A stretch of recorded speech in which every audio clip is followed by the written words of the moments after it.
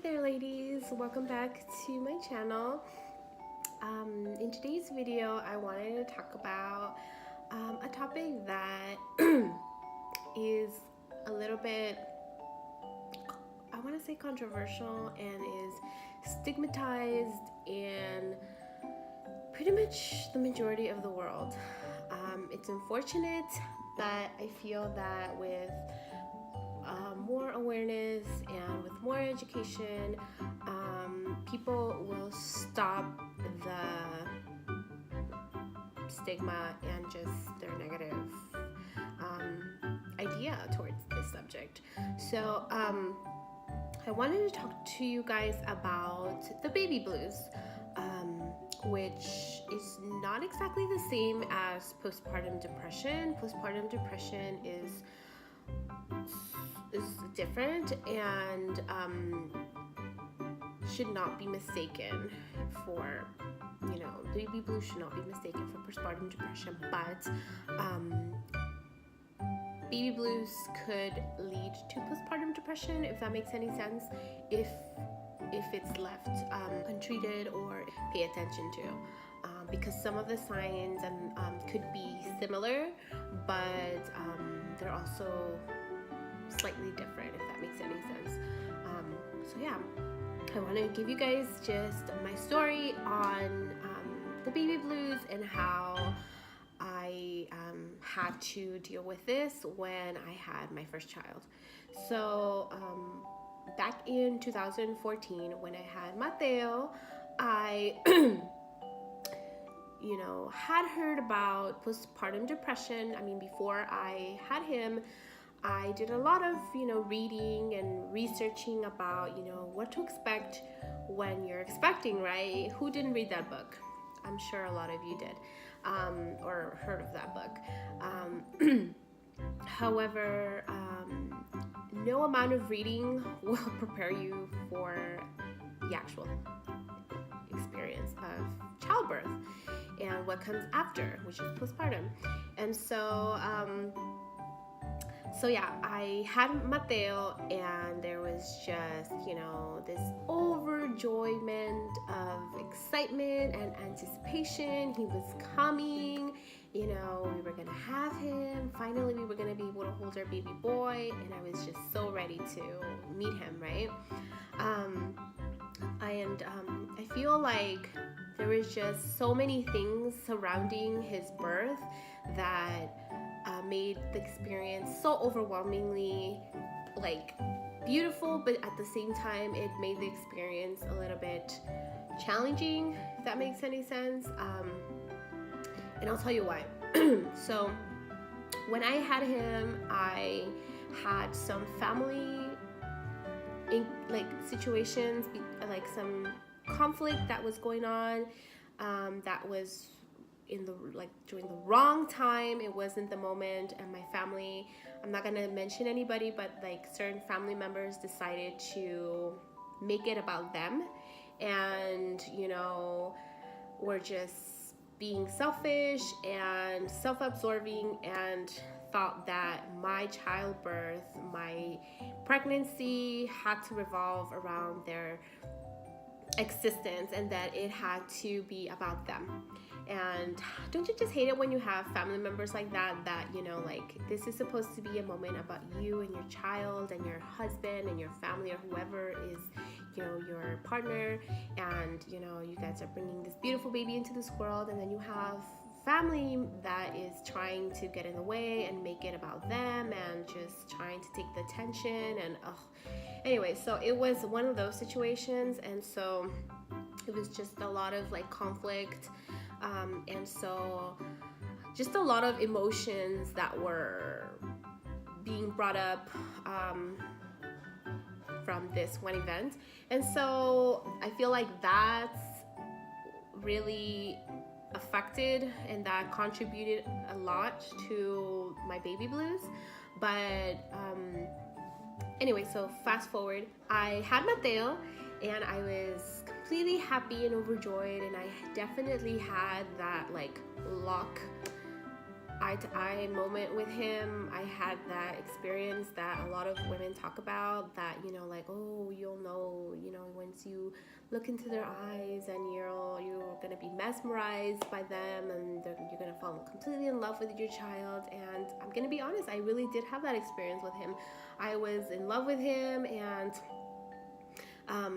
joyed, and just couldn't think about anything else other than my baby. But with his birth, I had a very complicated childbirth. My vaginal birth was unmedicated, and so I felt absolutely everything. I guess this is very uncommon, but it happens to some women, where your body just doesn't absorb the epidural or the medication that you're supposed to receive. You're supposed to, you know, absorb during childbirth, during labor. And so my body just drained it off, and I felt absolutely everything. And it was the most excruciating, the most painful experience to this day that I have ever felt. And the reason why is because I had a 3rd-degree tear. A 3rd-degree tear, if you guys are not familiar with that, is pretty much when there is a ripening in the muscle. So it goes beyond the vagina, it goes beyond the perineum. It's like profound, you know. And so this is like, if any of you've had a 3rd-degree tear, you know exactly what I'm talking about. And so just, it wasn't the pushing part that was painful for me. It was after. The doctor did like this like suctioning. She put something on his head, which forced his, you know, like forced him out. And so that made it even worse. That's why I tore the way that I did. I did some research after, and that's the reason why I tore the way that I did, because she forced him out, and that's just not advisable. Anyway, so saying all of this, my family issues, my horrendous childbirth experience, all of these things, and then to add to that, when Mateo was born, he was in the hospital for 7 days because I had contracted some weird virus during labor, during that last hour of labor. Something like my body went into this like weird shock. I had a really bad fever, like 106 or something like that. So, and then I like overbled. It was just, like I said, his birth was just like super unique, I guess, and like I will never forget that experience. And so that, as a consequence of all of that, I had a virus. And so they wanted to put him in NICU so that they could prevent him from getting the virus, because, you know, newborns, they don't have antibodies. So they don't have the antibodies to fight off these types of these types of viruses. And if they were to get a virus, it could be, you know, deadly to them, because they're not able to fight it off. And so they kept him in NICU for 7 days, which was just devastating to me, you guys. Devastating. It was so heartbreaking for me to be away from my baby for 7 days. And it was just like the thing that made the glass spill.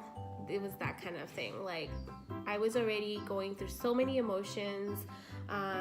You know, like I was just like, what the hell is going on with my family? Why are they being assholes? And then on top of that, like, man, my body is in so much pain because of, you know, my vagina just exploded, and my like vaginal muscles are broken or whatever, and I just nearly bled to death. And then my baby is being kept away from me for 7 days in the NICU. I was discharged on day 5 or 4, I don't remember, and he was kept there for an extra set of days. And to this day, like, it's really painful for me to remember that and to think back. Like, no wonder I went through baby blues. No wonder I had like so many like sad and no wonder I had all of these challenges and like just emotional like spiral and like mixed wave of emotions when I got home and I didn't know how to cope with them, because I had so much shit going on when I had my first child. Like, nobody should have to go through all this crap when they just had a baby. Like, the last thing you need to go through is sadness, frustration, anxiety, stress. Like, that's the last thing you want to go through. You want to be happy, calm, and resting, and that's like the last thing that I was going through. I was being really hard on my body because my breastfeeding situation was challenging as hell, and I'm gonna make a video on breastfeeding soon. So yeah, so it was just, you guys, it was just a lot to go through, you know. And then on top of that, like, I didn't have the support that I would have wanted to from my family. They were just, I don't know what the hell they were thinking, and you know. But anyway, so yeah, so I had the baby blues. I was in the Welcome Baby program, I think that's what it was called, where a nurse comes to your house for the first 3 months and, you know, gives you some parenting, like some parenting classes and just a lot of information for new moms and so on and so forth. And she evaluated me and I told her what I was going through. She helped me with my whole breastfeeding situation, but I feel like it wasn't enough. She was a nurse, and so she did tell me, you know, I think you're going through the baby blues. I don't think you have postpartum depression, but I think that, you know, let's look into this, like what's going on. And so I told her everything that was going on, and you know, she said she recommended a couple of techniques and a couple of things to do to cope through my you know, these events or these emotions that I was going through. And you know, it didn't last long. Once I brought Mateo home, I can say that within like the second day of having him here, it just completely went away. I was just happy, but at the same time I was sad. I was crying. I felt like a failure because my whole breastfeeding situation, and that was like a huge part of it. My family not being supportive. I was in so much pain. I couldn't even sit. And then what else? I felt like I couldn't really talk to anybody. It was just a lot of stuff that I feel that, you know, now I understand. And the worst part about it is that, you know, like when I was going through those emotions, I felt like I was gonna be criticized for opening up about what I was going through.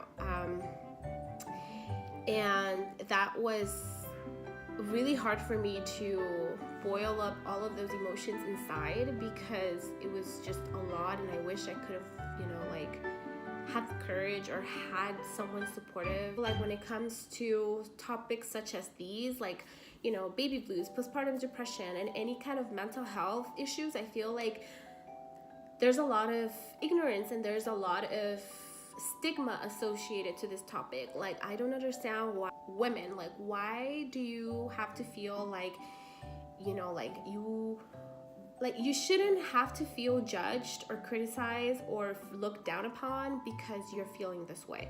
And in my culture, like in the Latina culture, like if you talk about these types of things, like women think that you are not a good mom. Like it's really, really sad, you know, like they think that because you are going through these emotions, they think that something's wrong with you. They think that you don't love your child. They think that you're crazy. They think that you are insinuating that you don't want to have your child. I mean, no, like I feel like the women and the people that think this way are just shitty. And I'm sorry if this hurts your feelings if you're looking at this, but it's not. Do some research, get educated, and find information on baby blues, and you know, so that this confusion and this like misconception can like get erased from your brain, because it's not that at all. I mean, there's just so many changes going hormonally with women after you have children, And on top of that, the physical changes and like the emotional and psychosocial, everything that you're just like, whoa, what is going on here? You know, you're like, how do you manage something like that? You know, so I feel like you have to find support. You have to find a supportive pack. You need to find a safe place, someone that you can talk to, somewhere where you can go, so that you can get the help that you need, like, soon. I was lucky not to have postpartum depression and not go through that whole psychosis situation. I know someone who did go through that, and let me just tell you, it was pretty intense. And I'm pretty happy for her because she did get the help that she needed right away. And I'm glad that her partner and her family was very supportive and was able to identify, you know, like, I feel like it could be this, so let's go talk to the doctor and see what we can do, you know. And they did. They were able to get her the help that she needed. Her situation was, you know, psychosis. She had to get hospitalized and get on medication ASAP, because she was like having like issues, like, and she wanted to like self-harm, and it was just like, it was a different situation. So that's what I'm telling you, that just because you're having baby blues or mood swings right after you had a baby, like, there's nothing wrong with you. You are a completely normal human being who just popped a child out of your vagina, and you are hurting, you are in a lot of pain, and there is a lot of like emotions that are coming your way, and it's okay. It is totally okay to feel that way. It's okay for you to feel exhausted. It's okay for you to feel like crying and feel like this is new and you don't know what to do with it, and that you need to talk to someone, and that you love your child and you want to be the best mom, and that you just want help on how to be the best mom for your child, you know? Like, if you need to get in a bubble bath, that's okay. Tell your husband to, or your partner, or your friend, or your mom, or whoever is there for you, tell them, watch the baby for like half an hour. I need to get into this bath so I can relax, so that I can come back fresh and with an open mind and a relaxed mind, and I can come back and hold my baby and nurse him or her, or feed them, or play with them and cuddle or whatever, you know? Like, there's nothing wrong with doing self-care, especially after you had a child. And I feel like if there's more awareness and there's more advocacy for this, I feel like maybe baby blues will just diminish. You just never know. I just feel like women just need to be empowered with each other. They need to stick together, and I feel like this whole like stigmatization of baby blues and thinking that it's a bad thing, it needs to stop. It really does need to stop, because that is why, with mentalities like that, that is why a lot of women don't feel comfortable coming out and telling their partner, or telling their friend, or telling their parents or whoever, like, hey, I'm struggling, like, I'm really tired and I don't know what to do, and just expressing themselves. And they, you know, harbor it in, and then what happens? Like, they're overwhelmed and they're taking it out on the wrong people, and then, you know, like, it could lead to something a lot worse. So, you know, yeah, that's my journey with it. I'm glad that, you know, I was able to get past it and get, you know, talk to someone. All I needed really was to talk to someone. That's all it took. I really just needed to talk to a friend, and I'm so grateful for the people that I did have that supported me. There were a couple of friends, close friends, that they know who they are, that did listen to me when I needed it, and they had the time to, you know, and, you know, to just listen without any judgment. Also, I forgot to mention that 4 out of 5 women end up getting baby blues. And so it's pretty common. It's just, you know, some women just don't really want to talk about it. They don't want to open up about it because, again, our society has this huge stigma on baby blues, and, you know, they think that you're just trying to insinuate that you don't love your baby, or that you are a bad mom, or that you're going to be a bad mom because you're having baby blues. Such a shame. But yeah, it's very common actually. And I'm pretty sure if you open up about it with your grandma or your great grandma or even your mom, I'm pretty sure they experienced it. They just don't want to come forth with it and don't want to talk about it. Talk to anybody at home.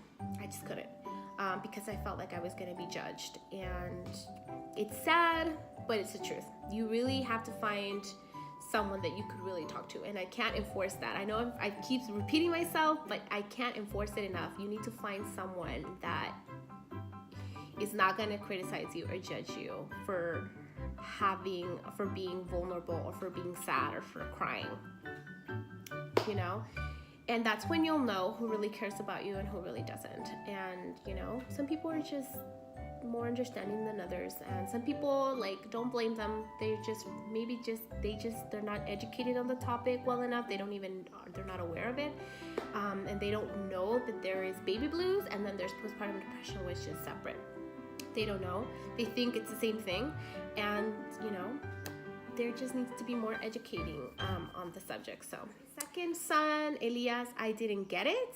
I didn't have any kind of sad or crying spells or any kind of baby blues. I didn't. And I think the reason why is because with him, I did a lot more preparation spiritually, emotionally, mentally, and then I educated my partner on it. I feel like just how the mom is supposed to be educated on the subject, I feel like the partner also needs to be very, very well prepared for it, because it's a whole completely different ballgame when the baby comes and your wife is crying and she's overwhelmed and you don't know what to do and you don't know why she's being the way that she is. And so I feel like when both parents are on the same page and they know what to expect and they know how to work together, it's just, I really want to encourage those of you that are expecting, or, you know, that you're about to have your baby, that, you know, and if this is your first baby or if it's second or whatever, like, it's okay that you feel sad and cry, like I said, and, you know, find someone of trust and that you know will not judge you or criticize you, and, you know, take it from there. And then I hope you guys enjoyed this video. If you guys have any questions, let me know. If you enjoyed this video, give it a like and subscribe, and I'll see you guys on the next one.